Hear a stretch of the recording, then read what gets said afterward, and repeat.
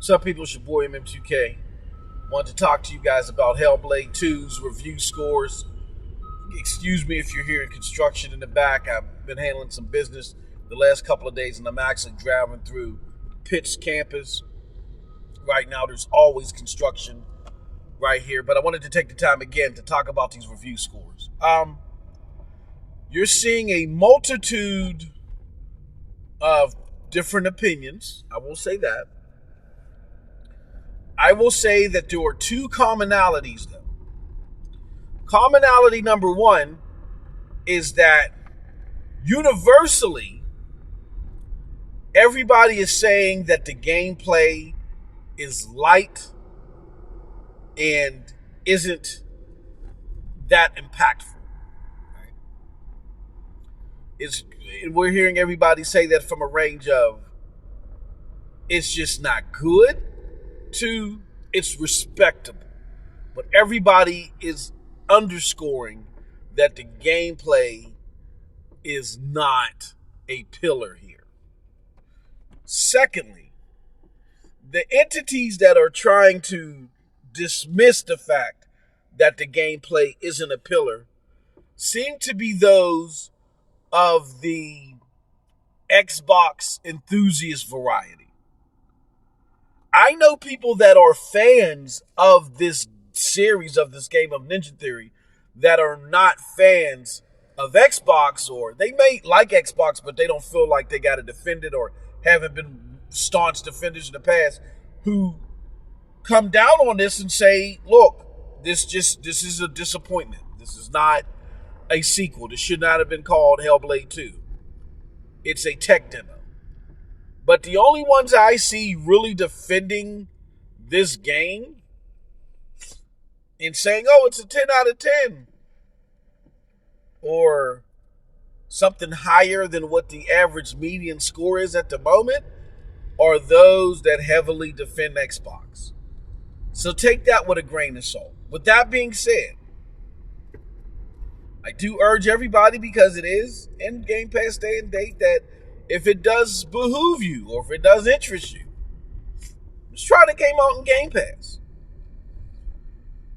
But if you try the game out and you don't like it, and therefore you say, well, that's it for Game Pass, then that message will reverberate through Xbox, and maybe they'll start doing better. I don't know.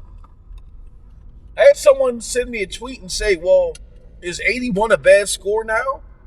It's a bad score if you're Xbox and this is like one of your flagship titles that you've been hyping for the last few years.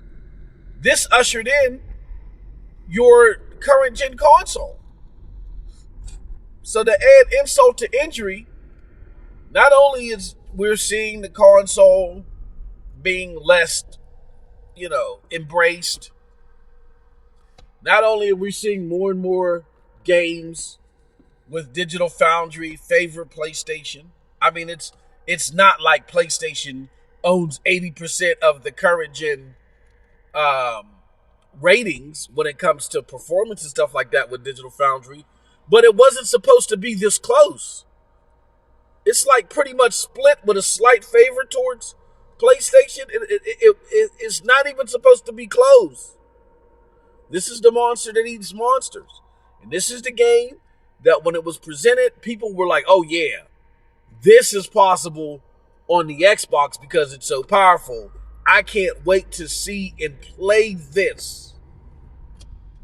It does not seem like that this game is all what it's cracked up to be. But again, I urge everybody to get this game and try it on Game Pass, but you will send the clear message if it's acceptable or not when you don't keep Game Pass. Now, if you like it and you keep Game Pass, great, that's for you.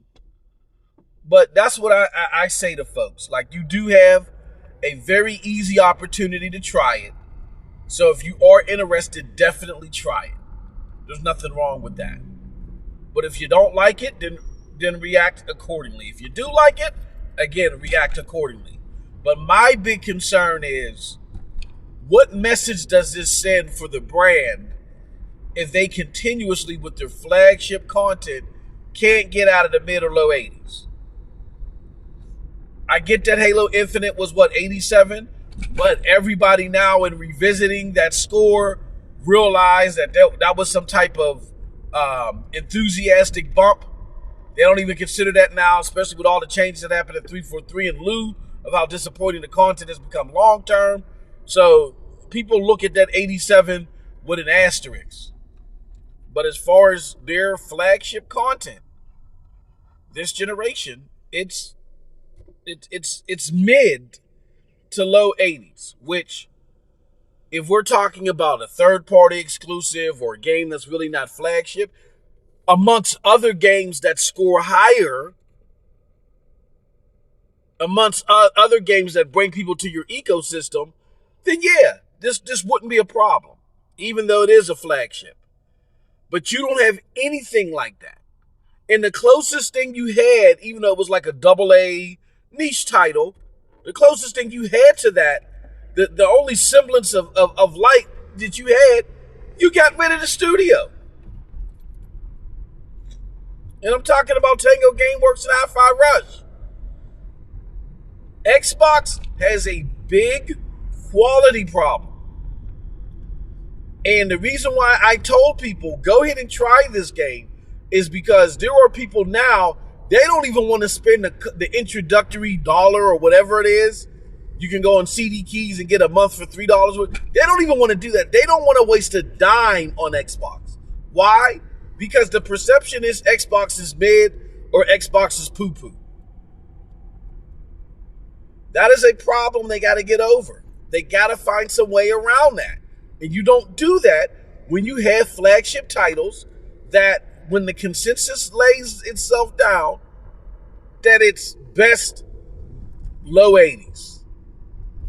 You got to be able to do better than that. That is a problem.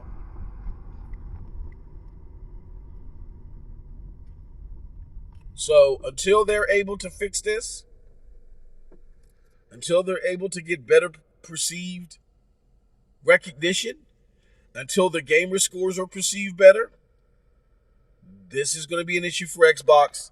And I don't know how the brand survives other than being considered Microsoft Gaming and it just becoming a glorified publisher for ABK. So with that said, those are my initial thoughts. Y'all let me know what y'all think. But until next time, you guys have a wonderful gaming day. Peace.